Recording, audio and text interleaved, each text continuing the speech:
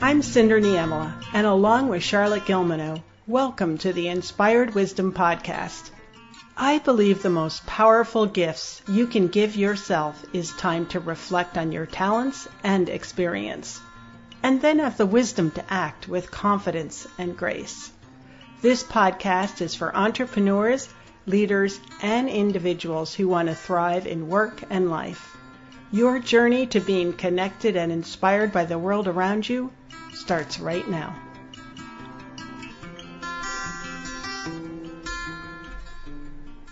Hi, this is Cinder Niemela. A common thread throughout the interviews is change and transition.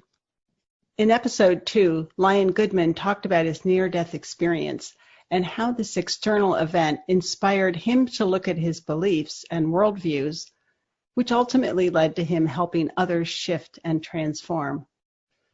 In episodes 6, 7, 8, and 23, Simon, Stephen, Katie, and Taylan discussed their personal and professional journeys, which led them to make changes and shifts in mindset for more fulfilling careers and lives.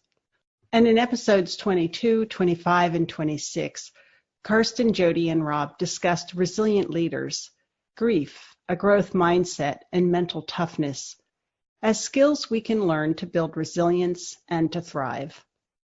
Wherever you are in your journey, change is constant and will always occur. It's inevitable. We are always evolving and changing, as is the world we live in. Because change involves an element of loss, the degree and frequency of change we experience can be stressful and strain our resiliency. Understanding how we respond to change can help us move through disruptive change more successfully. And this is the purpose of our mini training on moving through change. There are some important things to know about change. Change brings about a loss, the loss of something familiar. Transition, on the other hand, takes time. The new normal will eventually feel grounded. Change can bring about new opportunities. All personal growth comes from meeting the challenge of change.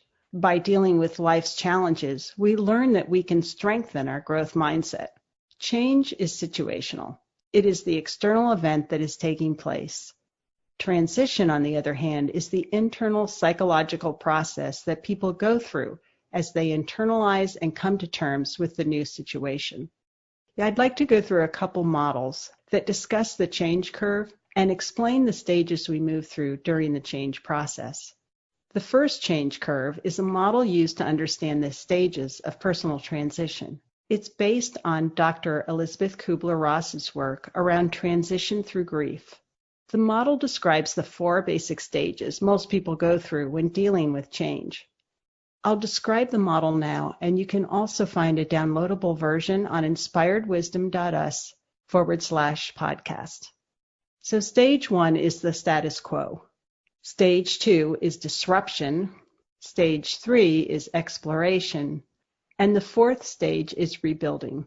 The model illustrates a bell curve, starting out at status quo, which is the midpoint on the graph, between the positive and the negative. Once a change is introduced, things are set into motion, and our initial reaction drops below the status quo point. Most people initially experience shock and possibly denial as the status quo or norm is challenged, especially when dealing with a major change. Typically, we need some time to adjust. As we begin to realize that the change is genuine, we tend to have more negative feelings and move into stage 2, and this is called the disruptive stage, where we're feeling anger and resentment and maybe even fear of what the future holds for us. We may feel compelled to act out or vent our anger. As long as we continue to resist the change, we will remain at this stage. The turning point in the model comes when we're able to stop focusing on what we have lost. We then move into the exploration stage. That is, we are starting to accept the change. We'll also begin exploring what the change means for us, both good and bad, and how we will need to adapt. At the final stage, which is called rebuilding, you're embracing your change, and your new normal is becoming second nature. Again, I invite you to go to inspiredwisdom.us to download this model and the next model. I started this mini training by mentioning that change is situational. It is the external event that is taking place.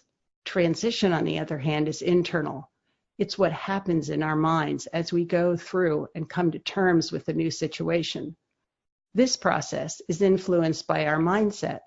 William Bridges' transition model highlights 3 phases people go through as they transition through change. So the 3 phases are endings. That's when you begin to identify what you are losing. The second phase is neutral zone, and it comes after letting go.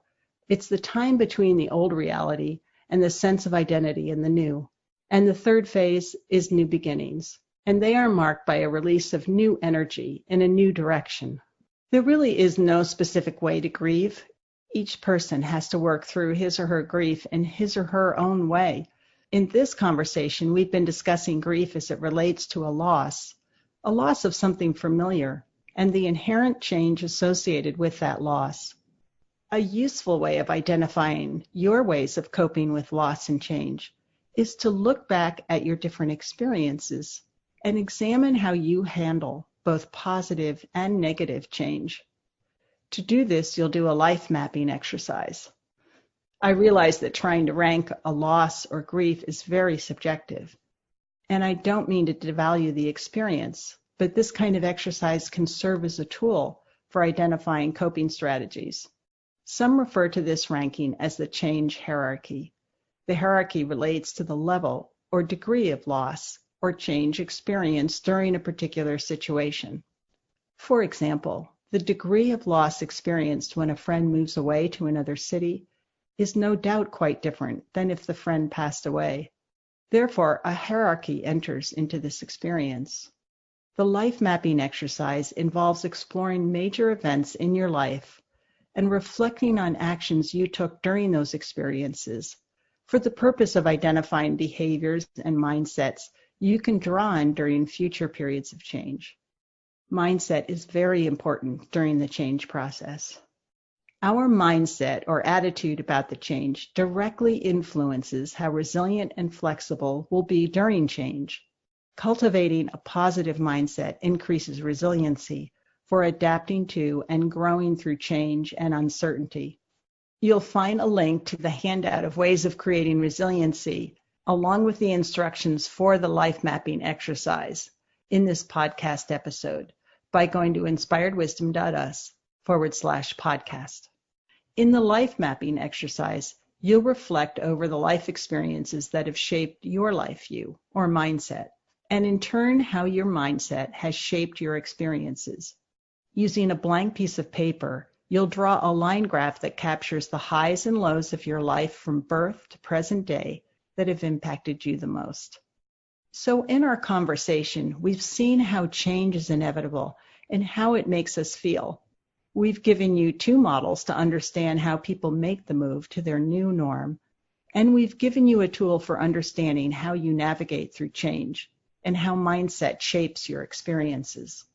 Having this intellectual knowledge and understanding of your own experience will enhance your ability to lead others through change. So that's all for this mini episode of InspiredWisdom.us, podcast episode number 27. I'm Cinder Niemela, and you've been listening to the Inspired Wisdom podcast. Thank you for joining us. We hope these conversations illuminate your path to your highest potential. For show notes and links to resources mentioned during today's episode, please go to inspiredwisdom.us. You can also follow Inspired Wisdom on Instagram, Twitter, and Facebook. Until next time, design a fulfilling and prosperous life that engages your talents and passions.